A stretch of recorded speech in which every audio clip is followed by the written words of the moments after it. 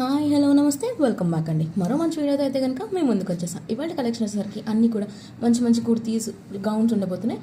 మన first dress వచ్చేసరికి white కాంబినేషన్లో మనకి మంచిగా హార్ట్ ప్రింట్ వచ్చేసిందండి. ప్రింట్ అనేది చాలా వైరల్ అయింది. ఇది శారీస్ మీద, కుర్తీస్ మీద అండ్ ఆల్సో ఇప్పుడు గౌన్స్ మీద కూడా.